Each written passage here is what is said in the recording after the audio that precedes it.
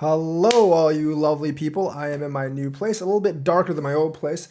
I don't actually think sunlight here is actually going to affect the recording as much. I think the new look is a little bit better than the old look. It is still a bedroom, but it looks more like a studio now. So I'm very happy with that. But let's actually get on with today's news. There's an XRP whale that bought $220 million worth of XRP. He bought something like 450 million XRP, and he moved it from Bitvavo to an unknown wallet. Now, I'm not really sure what the purpose of that is and who it is. I think there's a lot of rumors on who it is. Some people think it's like Blackrock. Some people think it's Fidelity. Other people think it's, like one of the major exchanges. I personally think it is actually Robinhood. And the reason is there's been a lot of rumors about Robinhood listing XRP. And they're going to want a bag of XRP if they want to list it just for liquidity purposes. This has not helped XRP's price very much. I think it's moved it up like 2%. With respect to Bitcoin, but not very much. But then again, a Robinhood listing at this time would probably not mean very much for XRP because it already got relisted on Coinbase and several other exchanges. The thing is, like, if Robinhood wanted to make a big splash, it should have actually listed XRP quite a while ago, maybe like 2-3 months ago before the lawsuit ended, when no one else was listing XRP. But now that Coinbase has actually relisted XRP, I really don't think this is actually that big of a deal. But if it is BlackRock or Fidelity, obviously that's different. However, they're not allowed to hold crypto in their reserves until 2025, and they would probably hold Bitcoin and Ethereum first, just like everyone else.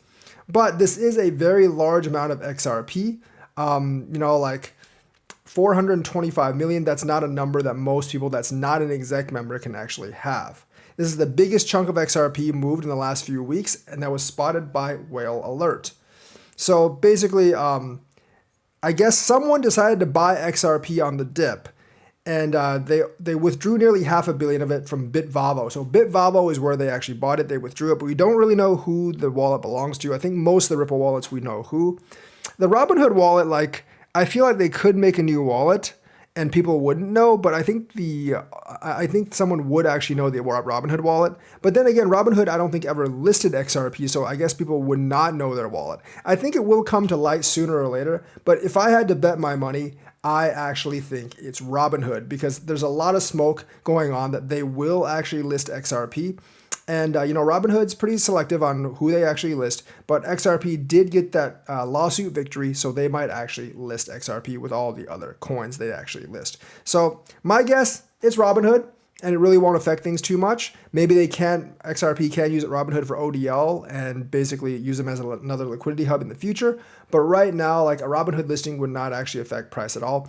I think if it was found out that it was BlackRock or Fidelity, that would actually pump the price a lot more. But since Robinhood did actually indicate that they're going to list XRP, which would be pretty cool, obviously, I do think it's Robinhood for right now. The second piece of news is there's another rug pull on Coinbase's base protocol. It's a DeFi called Magnet Finance. And basically, the founders basically deleted their Telegram, Twitter, and everything else, and they ran off with everyone's money. Now, this brings up the question, do these founders need to be doxxed before they actually can get listed on DEXs? I don't even know how you would actually manage that because it is a DEX and technically anyone can actually get listed. I mean, the best thing is for people to get educated and stop investing in undoxed projects. Investing in undoxed projects that are like 3 months old, not a very good idea. I mean, if you invested in an undoxed project that's slightly older, it's better because usually those scammers don't really have that much patience to actually wait that long to actually scam out. But if you basically invest into an undoxed project that's new, you're basically asking to be scammed. And this particular project, several warning signs actually arose. Because it's not like no one knew that they were scamming out. There were a bunch of warnings by a bunch of companies and people just didn't pay attention. So they got scammed out of $6.5 million. They deleted its Telegram channel and X account or Twitter account. And they followed by taking down the website before pulling the plug on its TVL. So they took all the TVL. So it was called Magnet Finance. It's a Coinbase Layer 2 protocol. and Rugpull users of $6.5 million. I sincerely hope that none of you actually invested in this project. And a lot of on-chain sleuths like Zach XBT warned about the possibility of an exit scam due to several actions of the founders of the project. So if you are investing in an undoxed project and you see a bunch of these warnings from like Zach XBT and others, or on-chain analysis alerts, you should pay attention and take all your money out. And this particular scam is actually linked to the Soulfire $4.8 million exit scam.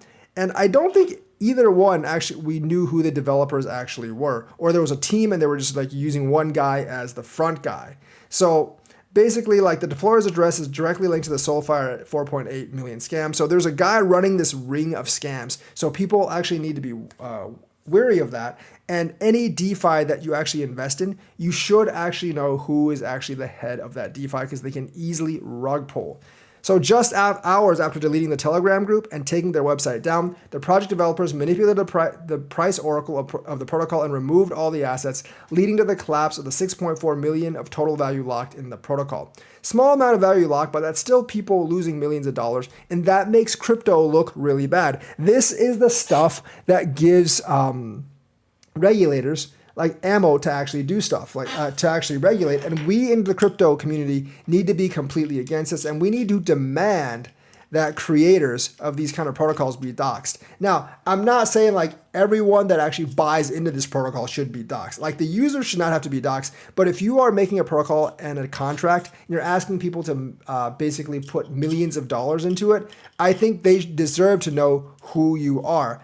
Because you wouldn't really invest into, you wouldn't let a company exist without knowing who this CEO is. And people definitely need to be smarter about this stuff and not invest in anon projects, because a lot of these anon projects are actually dumping. And I think these scammers are using the excuse that crypto is privacy and security, and they should not have to be known to launch their project.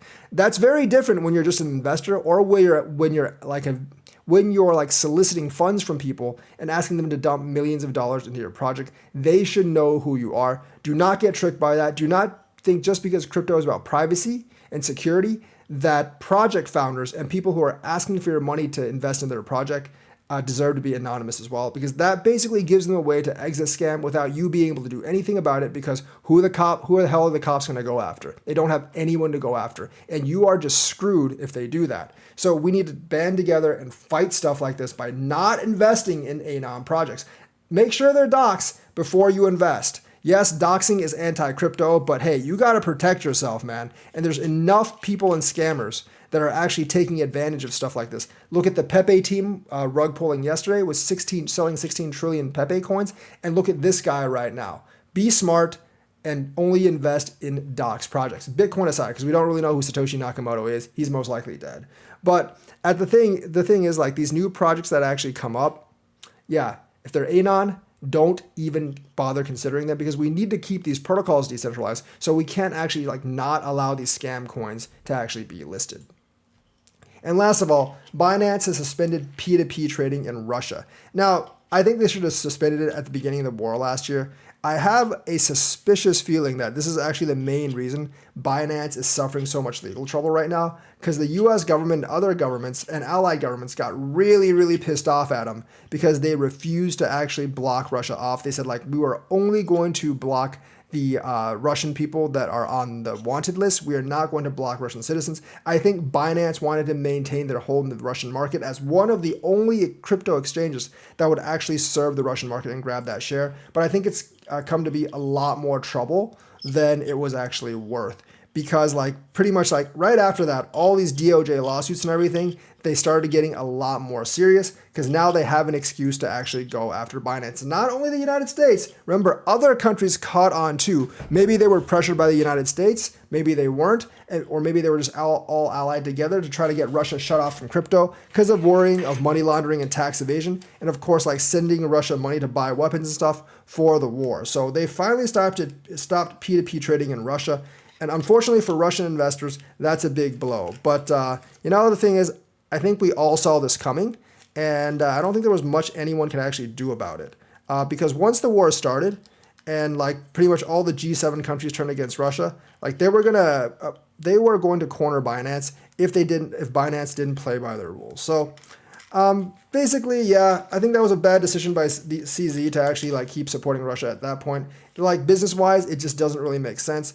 The Russian crypto market is fairly small compared to the crypto market of elsewhere.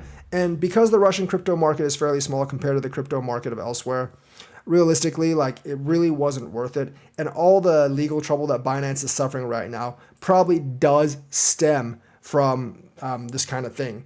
And realistically, that's just really, really bad for Binance. Yes, they have a safe haven of 18 countries, but it's going to take a lot of time for them to actually build their base up in the other countries. And while they're trying to build their base up, other exchanges are going to take a chunk out of their business. So I think they're finally paring down the Russian operations, and who knows, maybe because of this, they'll stop suffering so many legal troubles because they're basically doing what the feds and the other governments want them to do, which is shut off Russia from the global crypto trade. Now, Binance leaving Russia isn't going to shut them off from the global crypto trade entirely, but it is a big blow to investors and maybe to the fat cats out there in Russia that were actually using Binance. So that's the news for today. Let me know what you think. Like and subscribe, hit that bell notifications button. I'll have this place set up. There won't be like decorations or anything, but I think it looks better as a studio than my old place. So I will see you guys later.